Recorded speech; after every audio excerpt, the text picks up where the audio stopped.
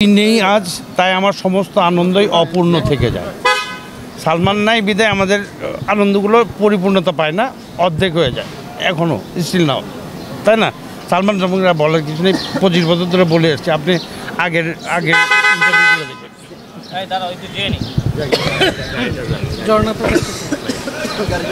তো যেহেতু উত্তেজনাপূর্ণ ইলেকশন হচ্ছে, এটাকে উত্তেজনাপূর্ণ বলা হয় না, এটা মানে উৎসব মুখর, যেটা আপনি বলতে হয়তো ভুল করেছেন। উত্তেজনাপূর্ণ এটা না, হ্যাঁ ওটাও ঠিক আছে, কিন্তু উৎসব মুখর পরিবেশে। আর উৎসব মুখর পরিবেশে ইলেকশন হওয়া উচিত এবং হওয়া দরকার, কারণ 2 বছর পর পর শিল্পীদের ইলেকশন হয়, তাই না, আমাদের সমিতির। আর এই 2 বছরের মধ্যে অনেক শিল্পীর সাথে অনেক শিল্পীর যোগাযোগ হয় না, দেখা হয় না। এই একটা কারণে, অনলি ফর দিস রিজন, এই কারণেই হচ্ছে যে ইলেকশনের কারণেই সব শিল্পীদের সাথে সব শিল্পীর দেখা হয়, ছোট শিল্পীদের সাথে বড় শিল্পীদের সাথে ছোট শিল্পীদের, সবার সাথে সবার যোগাযোগ হয়, দেখা হয়। এটা একটা উৎসব মুখর মিলন মেলা বলতে পারেন। আর ইলেকশনটা আহামরি, আমি মনে করি ইলেকশনটা আহামরি এত গুরুত্বপূর্ণ না, তাই না? আজকে 19 তারিখে ইলেকশন হবে, 20 তারিখ থেকে সবার সাথে সবার দেখা হবে, তাই না? এখানে এই 2 দিনের জন্য এসে কেন হিংসাত্মক আচরণ করব, কেন একজনের নামে আরেকজন বদনাম করব? আমি প্রথম জীবন থেকে বলে আসছি যে একজন শিল্পীর মন মানসিকতা অনেক বড় হওয়া উচিত, অনেক উদার হওয়া উচিত। যে একজন শিল্পী আরেকজন শিল্পীকে কেন হিংসাত্মক আচরণ করবে, কেন বকাবকি করবে, কেন জেলাস ফিল করবে? এই শিল্পীদের মন বড় হওয়া উচিত, ব্রড হওয়া উচিত এবং উদার হওয়া উচিত। ধন্যবাদ সবাইকে।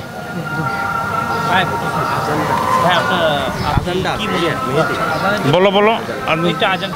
সবাই বলে যে এটা করে দেবো, কিন্তু করার কিছুই নেই।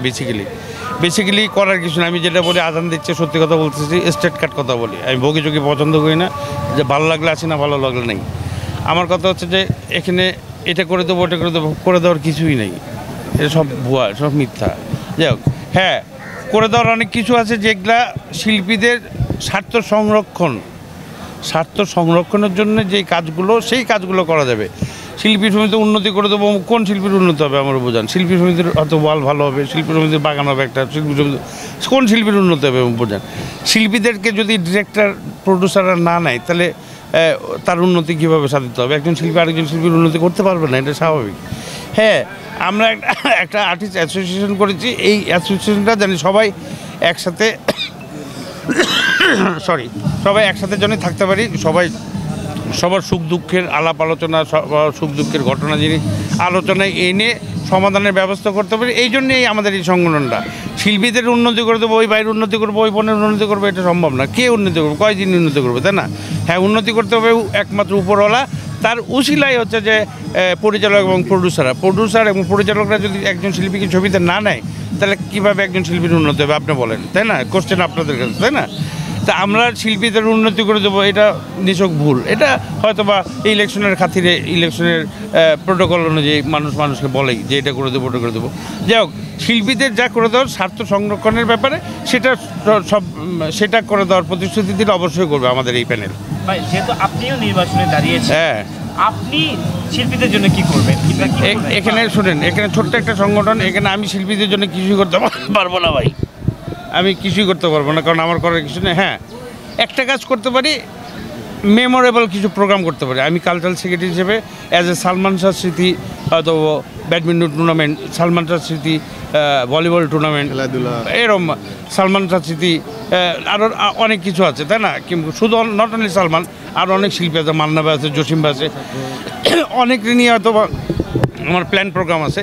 যদি আমি ইলেকশনে এবার সিলেকশন হয়ে যাই, ইলেকশনে যদি পাস করে যাই, তাহলে আমি প্রথমেই সালমান শাহ স্মৃতি ভলিবল টুর্নামেন্ট দেবো এফডিসিতে, ইনশাল্লাহ, আপনাদের সহযোগিতায়। কারণ সালমান শাহকে নিয়ে কোনো সময় কেউ কোনো প্রোগ্রাম করেনি, কিংবা সালমান শাহকে নিয়ে কোনো টুর্নামেন্ট হয়নি। তো আমি ফার্স্ট চিন্তা করেছি যে এবার সবার সহযোগিতায় সালমান শাহকে নিয়ে একটা টুর্নামেন্ট দেবো। সালমান শাহ স্মৃতি, হ্যাঁ, ফ্রম বিগিনিং। না, সালমান শাহ সম্পর্কে জানতে চাইলে আমরা 25 বছর ধরে একই কথাই বলে আসছি, বারবার একই কথাই বলছি। আর কত বলবো বলেন? আমি সালমান সম্পর্কে একটা কথা বলি যে তুই নেই আজ, তাই আমার সমস্ত আনন্দই অপূর্ণ থেকে যায়। সালমান নাই বিদায় আমাদের আনন্দগুলো পরিপূর্ণতা পায় না, অর্ধেক হয়ে যায় এখনও, স্টিল নাও, তাই না? সালমান শাহরা বলার কিছু নেই, 25 বছর ধরে বলে আসছে। আপনি আগের ইন্টারভিউগুলো দেখবেন।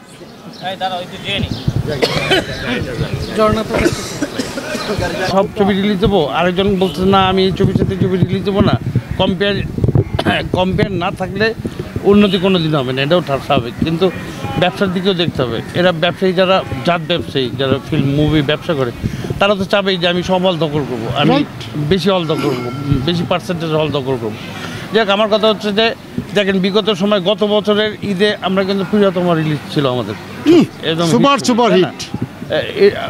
জানি না এবার রাজকুমারে আমরা কেউই নেই, রাজকুমারে আমরা কেউই নাই। জানি না কী কারণে কেউ নেই, কোনো অদৃশ্য কারণে। কারণ প্রিয়তমার ছবির কোনো আর্টিস্টই রাজকুমারে নেই। জানি না রাজকুমার ছবির রেজাল্ট কী হয়েছে।